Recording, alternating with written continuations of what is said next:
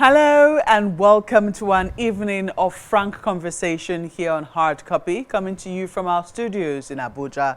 I'm Maokwe Ogun Yusuf, and it's great to be back. Many thanks to my colleague Terry Kumi, who stood in while I was away.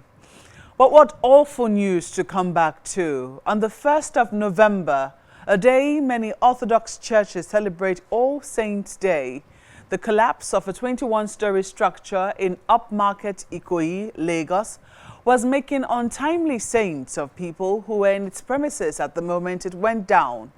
The impact of the crash reverberated in neighboring buildings, but the ripple effect of that crash will be felt for a long time in the building and real estate sectors in the country for a while to come.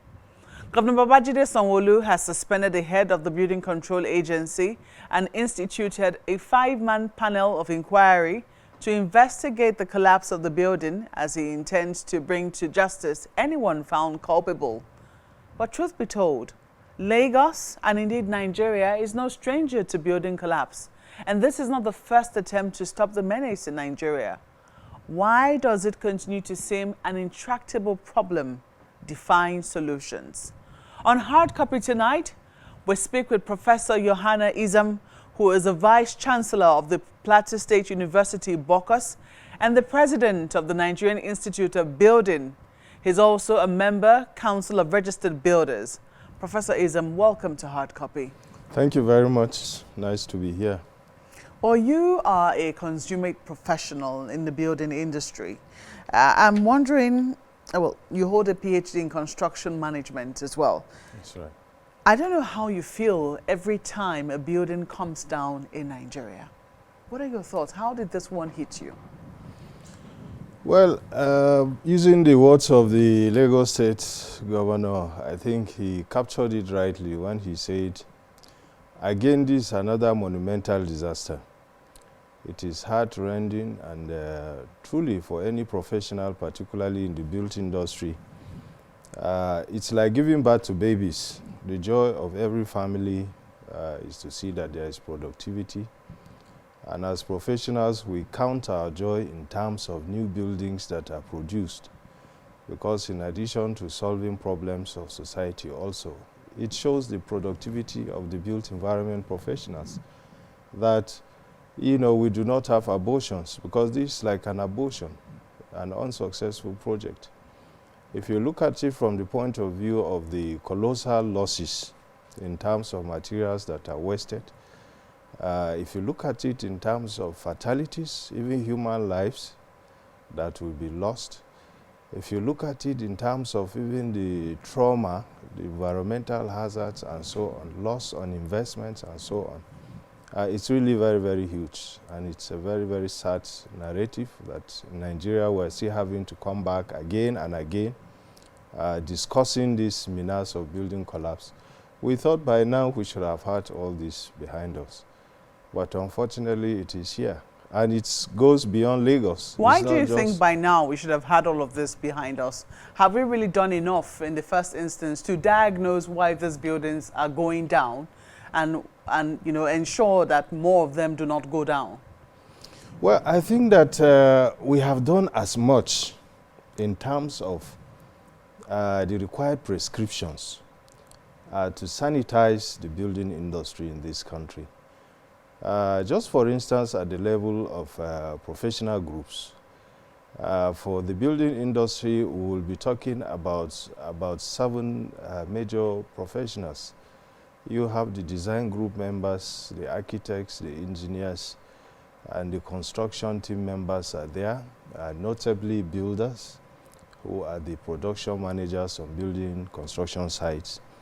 Year in, year out, churning out resolutions of conferences and seminars, dealing with the issues of how the regulatory framework of the industry should be organized and how implementation of policies, you know, can be mounted to ensure that these things don't happen. But first of all, what they call the Nigerian factor, because the cooperation you get also from clients will determine how much you succeed. Like for instance, the issue of quackery. What are we going to do? Whatever you say and do to ensure that clients insist on getting their projects being designed by professionals and constructed by professionals, people will still want to cut corners, and at the end of it, we end up with this sad story. Two separate issues which you've raised. The fact that quackery exists in the industry, that's one. The other is that clients and their wants and their wishes and how builders will handle that is another question, yes, especially when it has to do with doing what is not professional. What does your code, if there is one, stipulate? How does it say that builders handle the request of clients if they do not conform with the professional mandates that you have? Well, must admit that at the level of having a national building code, it is also very disappointing that since 2006, I think, when the Obasanjo administration approved a national building code, we have been in and out of the National Assembly trying to get this legislated so that it can have the force of law, which hopefully will now be domesticated at various state levels. Because for every country that has developed its building industry, there are ground rules and standards in terms of the things to do and the things not to do. The roles that are assigned to various professional groups. I have mentioned that in the building industry, you have engineers, you have architects, you have quantity surveyors, you have builders, you have town planners, and every of these subgroups have specific contributions that they make to the realization of a successful building project. So when you don't have a national building code that is the benchmark requirement for standards of professional groups, for standards of professional processes and practices, then there is a huge gap in this country in terms of organizing the industry. We don't have a national building code. There are two things now. Is it that we don't have one, or that we have one but it doesn't have the force of law? Because what I understand is that there is a building code. Yes, there is a building code that is or has been approved by the federal government through the Federal Ministry of Works and Housing. But when there is no law, you cannot be talking about an offense. It therefore just becomes a recommendation of people who have good conscience to practice. But in terms of violation of critical provisions of processes and procedures that are considered best practices in industries, you need to have laws by which people can be prosecuted. And that is why we were hopeful that with the efforts in the current National Assembly, finally there will be a legislation of the building code, the national building code. And from there, hopefully, we hope states will also domesticate. Yeah, but it doesn't take away the powers that institutions like yours will have. It doesn't take away powers that professional bodies will hold over their members. When incidences like this happen, do you think that professional bodies do enough in terms of finding out what has happened, if any of their members were involved, and sanctioning their members appropriately? Well, one will not be able to be specific on what quite a number of our colleagues do, but for the Council of Registered Builders of Nigeria, I am aware that there are disciplinary procedures, and we hold our members accountable for failed projects. As we even speak today, I think there is a case that before the council, which we have asked one of the states, Edo State to be specific, to investigate and report back to the council for appropriate actions. And that is why we think that when the professionals are empowered to act their roles in building delivery, it helps the councils, which are also established by law, to be accountable for the activities of their members. But if you have a quack superintending over either your design or construction, if anything happens, we can't even trace it. We have no database to show who he is, how he got to building projects, and how he failed. I do not know if you have been able to investigate, especially every time that a building has gone down, to find out if your members truly were involved. If they weren't, perhaps also say that it's also because professionals were not here. And if they were, perhaps say, these are the professionals. I do not know if the idea will be to name and shame, but maybe it will not be, it will not be unexpected, because especially where human lives are involved. I don't know if it's some of the measures that you've ever considered. You are quite right there. We are as worried as any other Nigerian will be at this point, because it goes beyond the building industry. It goes beyond Lagos State. You are talking about investments that are meant to produce positive outcomes for the growth of the economy. And you are right to say that if this cannot happen in Lagos, where else in Nigeria will it happen? Look at the total sheer volume of capital investments in just building structures in Lagos.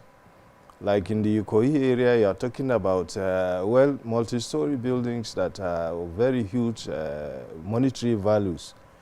And so we are worried that we need to do something drastic.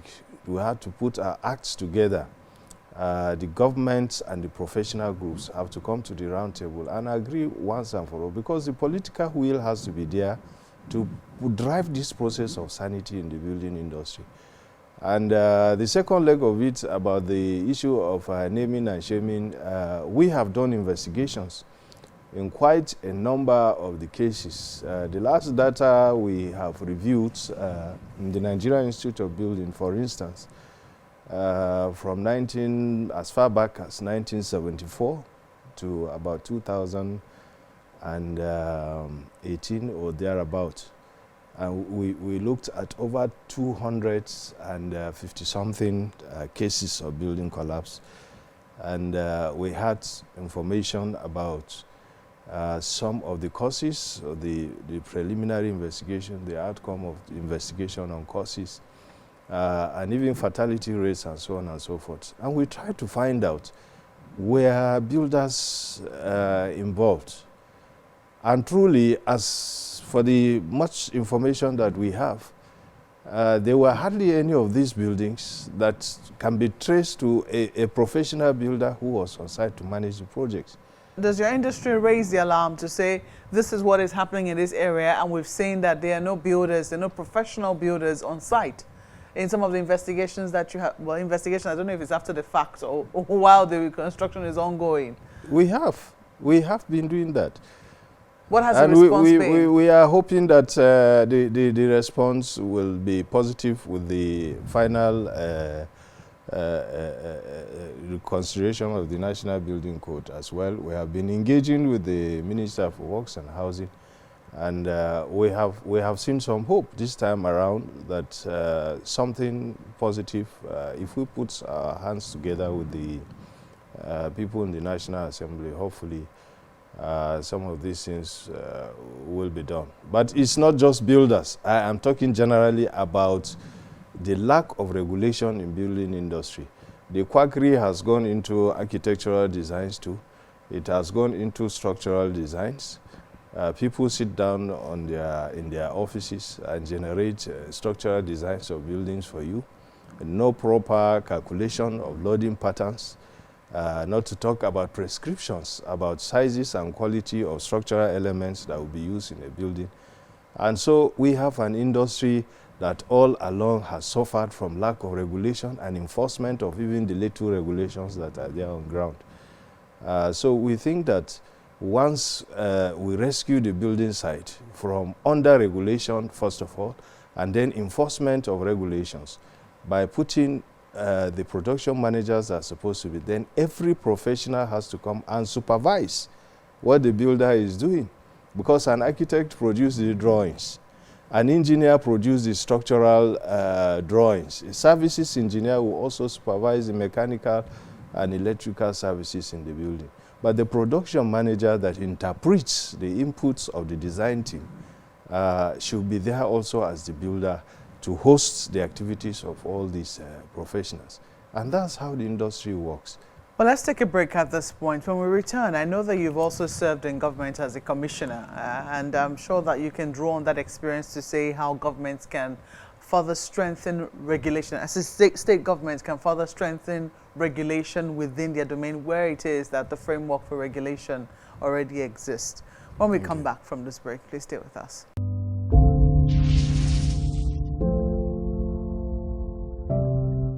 Welcome back. You're watching Hard Copy, coming to you from our studios in Abuja. Professor Yohanna Izam, who is the Vice Chancellor of the Plateau State University, Bokos, and the President of the Nigerian Institute of Building, is our guest tonight. He's also a member council of registered builders. Prof, let me ask you about your experience while in government as a commissioner. And I'm asking from the perspective of the boss who's now, the LAPCA boss who's now been suspended by the Lagos state government, you know, for obvious reasons. The question will be the issue of monitoring. What do you think that governments can do to strengthen the hands of their personnel who will be monitoring buildings so that no matter how highly placed or how lowly placed the person who is erecting this building is, they make sure that it follows what is laid down in their building code? Well, thank you very much for that very important intervention, because as we look around the whole country, we seem to have indicators that our building control agencies, if at all they are existing, are not fully well staffed and funded. Then secondly, we have also thought that a little bit of decentralization will also help. Decentralization in what sense? Yes, in terms of the control functions. For instance, in Lagos, I'm aware that the LAPSCA has operational units in the district formations. Elsewhere, you will just have one development board operating from the state capital. And even in that state capital, it is unable to view building construction activities within that state capital alone, because they do not have the manpower and the equipment to go around and ensure that every building project that is given birth to is on the register of the government board. For the Lagos incidents, yes, there were stories about how the project site had some years ago been sealed, and construction now recommenced after some years. Even people being resisted when they went for their normal monitoring functions. Well, some videos have made the rounds. And videos are trending, yes, showing that actually the developers had stopped that. We have a problem with private developers. People think because they are bringing their money to build whatever they want to build, they should be left alone to do whatever they are doing.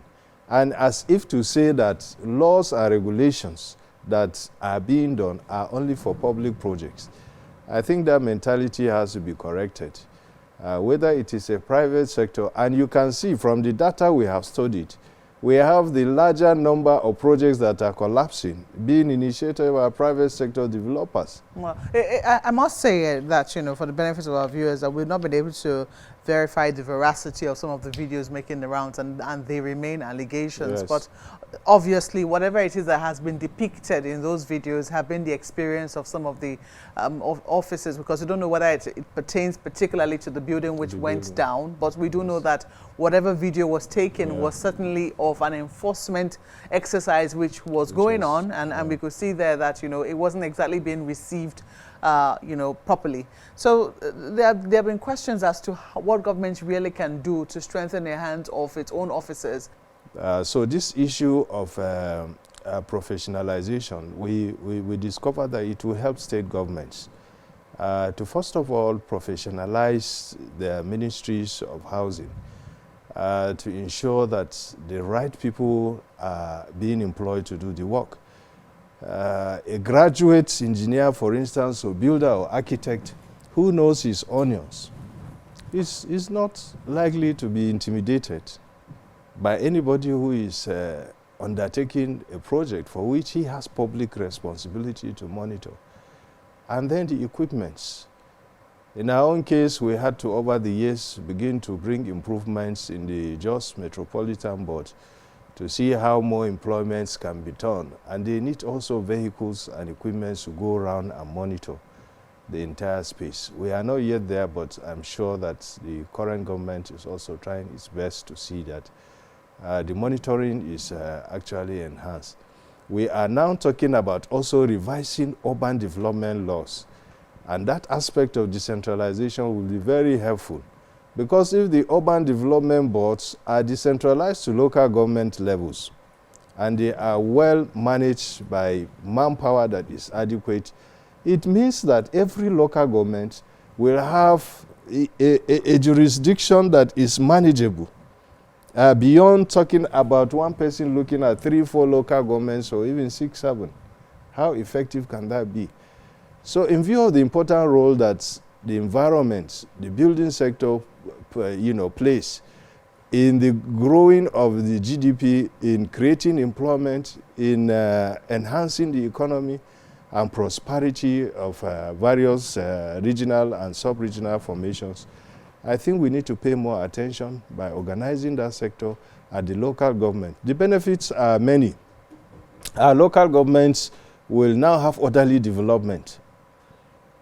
Now we are talking about street naming in Jos, for instance.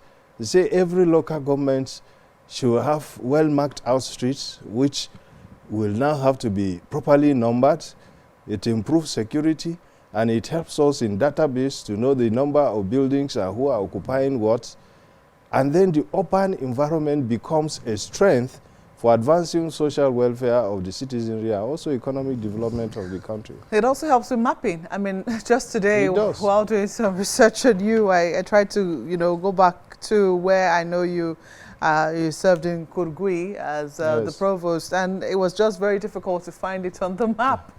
It was very difficult to locate it on the map, and it's not such a tiny place. But I'm wondering now if, because some people will say that do all that we can, after we all said and done, if all that you have recommended here, for instance, is implemented and all that your association says should be done is done, there could still be accidents. Do you think that we should also be recommending how search and rescue is carried out? I don't know if that falls within the purview of building, but do you have any recommendation with regards to that? Well, it's basically an issue of being in touch and being up to date with the current technologies that are trending worldwide. And not many states have invested in that. Have invested in that. The 3 broad categories of building collapse cases. There are causes that are related to the design faults. There are others that are construction related. You still have one more category, which is what we call the acts of God, which is beyond what you might be able to control. For instance, if you have landslides or earthquakes, and so on and so forth, which were unanticipated during the design stage, you could still have that. So it makes sense to say that efforts can only minimize, but you can't absolutely overrule the fact that at some point, you may have a building collapse case in your hand. And the technologies now emphasize the use of up-to-date equipment, which unfortunately might be costly, but I think we have to build capacity somehow to acquire this. There is no way that you can remove 22 slabs of concrete, for instance, within a short period of time. People will have died and so many fatalities will have been incurred. But if you have heavy lifting equipment that can just lift the slabs one after the other, within hours you have evacuated the whole space. There was a case study that came also. I think people had to go to South Africa to import technology to do some demolition work. So I think there is a lot of development space in that area. We can build capacity by training, by getting the right sets of equipment to ensure that when these things happen, we will respond appropriately. But like you said, it's not the core domain of builders, but the emergency agencies in this country may very well wish to look at these areas. Professor Yohanna Izam, thank you for coming on Hard Copy. Thank you very much. It's been a pleasure. Thank you. Well, that's our program tonight. But we always want to hear from you. Please talk to us using the handles showing on your screen. Thank you for watching. I'm Maokwe Ogun Yusuf. Good night.